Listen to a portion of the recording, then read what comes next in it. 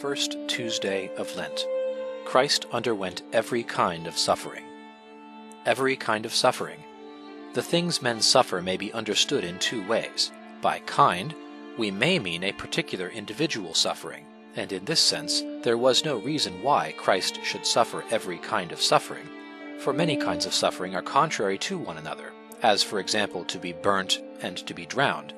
We are, of course, speaking of our Lord as suffering from causes outside himself, for to suffer the suffering effected by internal causes, such as bodily sickness, would not have become him.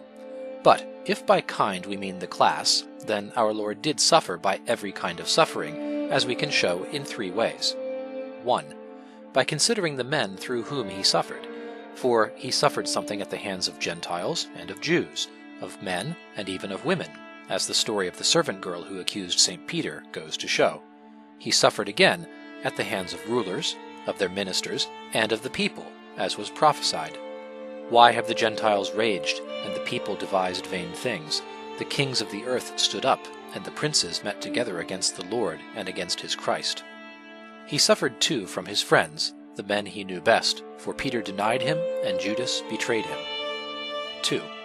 If we consider the things through which suffering is possible, Christ suffered in the friends who deserted him, and in his good name through the blasphemies uttered against him.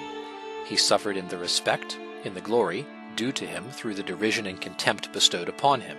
He suffered in things, for he was stripped even of his clothing, in his soul, through sadness, through weariness and through fear, in his body, through wounds and the scourging.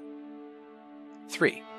If we consider what he underwent in his various parts, his head suffered through the crown of piercing thorns, his hands and feet through the nails driven through them, his face from the blows and the defiling spittle, and his whole body through the scourging. He suffered in every sense of his body. Touch was afflicted by the scourging and the nailing, taste by the vinegar and gall, smell by the stench of corpses as he hung on the cross in that place of the dead which is called Calvary.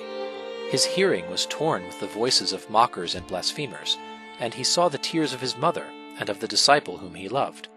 If we only consider the amount of suffering required, it is true that one suffering alone, and least indeed of all, would have sufficed to redeem the human race from all its sins. But if we look at the fitness of the matter, it had to be that Christ should suffer in all the kinds of sufferings.